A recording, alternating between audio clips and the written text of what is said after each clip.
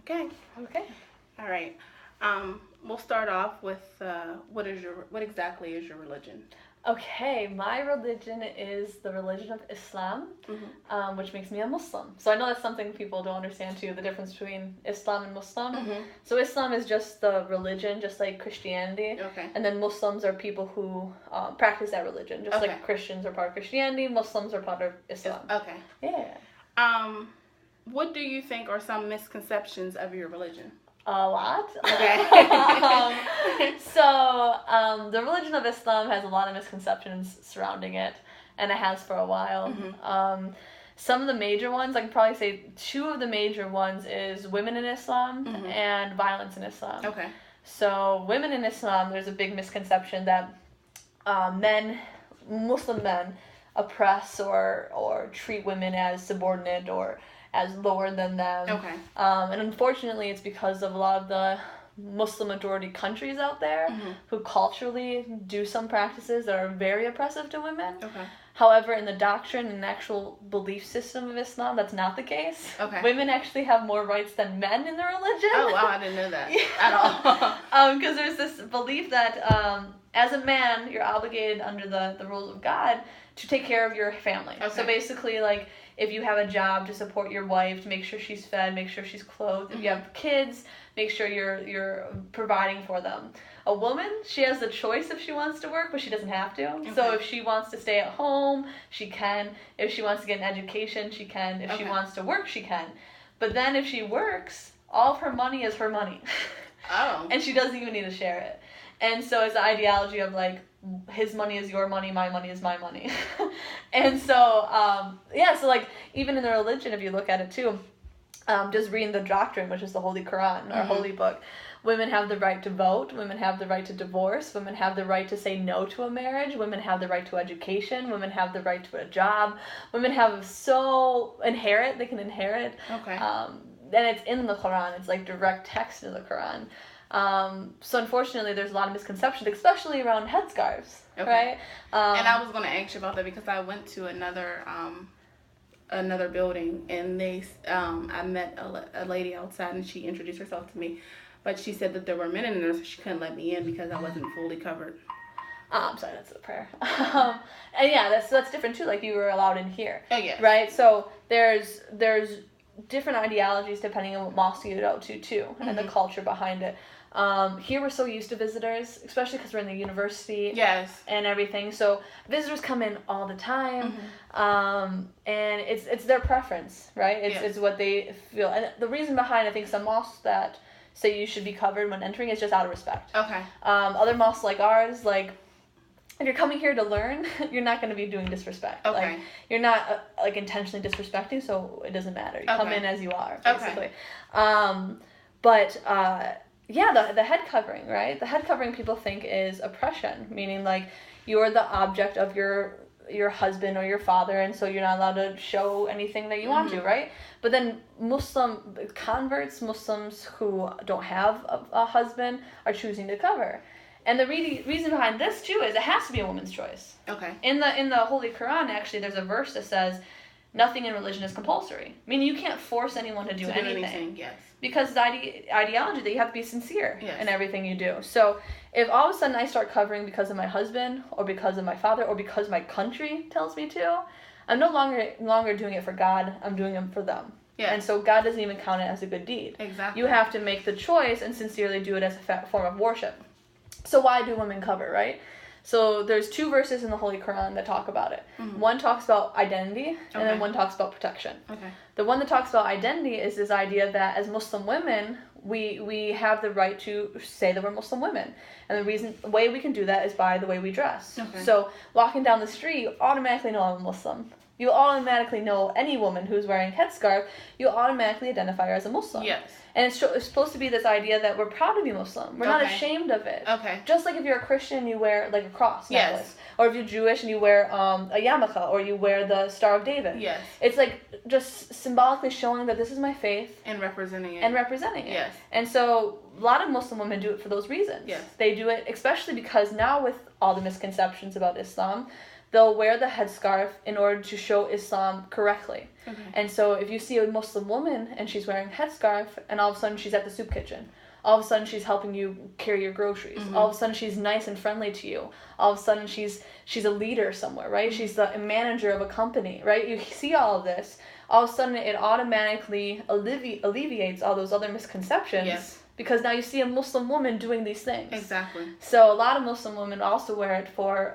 motivation, just to be a better Muslim. And then the second verse talks about protection.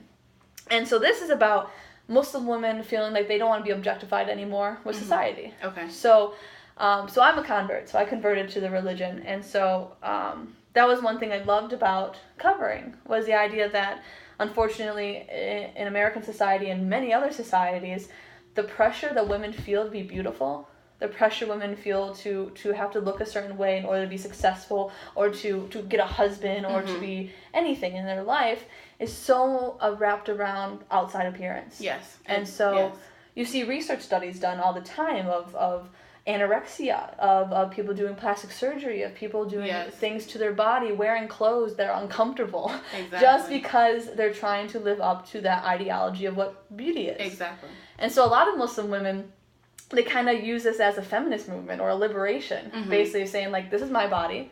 I have the right to show you what I want, but I have the right to cover what I want. Yes. And so some Muslim will cover just to say, like, don't see me as an object. See me for what's in here. Exactly. See me for who I am and not for my appearance. So now when a man comes to talk to me, I know he has no other agenda.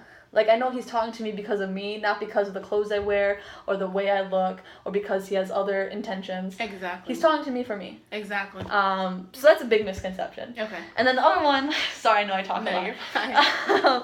The other one is violence in Islam. So today there's a huge misconception that the doctrine of Islam promotes violence. And they're using, unfortunately, they're cherry picking. A lot of people who are trying to prove this are cherry picking verses of the Quran and saying, see, this is a violent verse. Okay. But then not showing the verses above it. They're not showing the verses below it. And most of the time, they're actually not. Okay, yeah, so we're talking about was like the misconception of violence in Islam. And so people are using miscontextualized verses in order to try to say that Islam is a violent religion.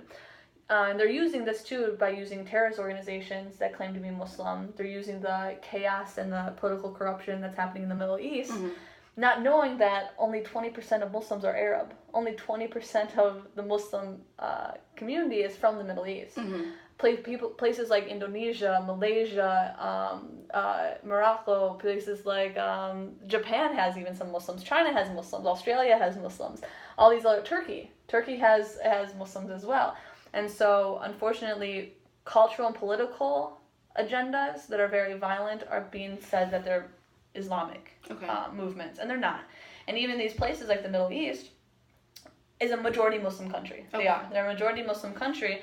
And so even here we see there's a majority Christian country here. Yes. And so sometimes when you're born a majority, you take your religion for granted. Meaning a lot of Christians here in America don't read the Bible fully for themselves. Exactly. They just, because they're around Christians, they go to church, they have a priest to ask questions to, so they don't actually have to study their faith.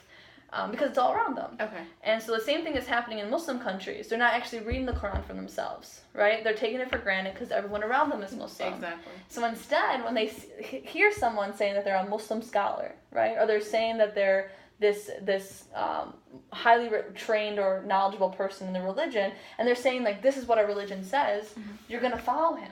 Exactly. Because you're not going to doubt him. And so unfortunately, political leaders are claiming to be Muslim scholars, trying to have a political movement, and they're trying to get a lot of people to join in by saying it's a Muslim movement. Okay. And it's totally against our doctrine. Okay. Yeah. Okay, sorry. Okay, next question. What beliefs are the strongest influence in your life? See, this is the hardest question because all of them are. Okay. Because like a lot of Muslims, you'll hear them say, like, Islam is not a religion, it's a way of life. Okay. So, like, I mean, the whole way I drink, the way I sleep, the way I talk to people, every time I'm trying to make a decision, I'm reflecting on the prophets, right? How did the prophets make decisions? How did Prophet Abraham, Prophet Moses, Prophet Jesus, Prophet Muhammad, peace be upon them all, how did they make decisions so I can react in good ways? Exactly. So it's even just talking to you, right? Yes. Even if it's just walking down the street and greeting people. So, all the beliefs are so integral in everything I do that it's hard to pinpoint any one that's the most influential. Does that make sense? Yes. Okay. Does your religion believe in afterlife? Yes. Okay. Yep. So we believe in a day of judgment. Okay. We believe that you're here on earth and you're supposed to make the best of it that you can. So God's blessed you with your body, your youth. He's blessed you with your capabilities. He blessed you with so much here, wealth. And basically, you have to do good with it. Mm-hmm. And so we do believe that there's a day of judgment where God is going to come. You're going to come before God, and He's going to ask you, what did you do with all these blessings I gave you? Did you do it for good things, or were you oppressive? Exactly. Were you greedy, or did you give? Or did you waste it? Right? Did you just waste it away and not do anything with it? Mm-hmm. And so we do believe after the day of judgment that there is a heaven and a hell. Okay. And we just believe that on that day, if you have more good deeds than bad deeds, you're granted heaven. And then if it's the opposite, then you're granted hell. Okay. Mm-hmm. Last question. How would you compare your religion to being a Christian?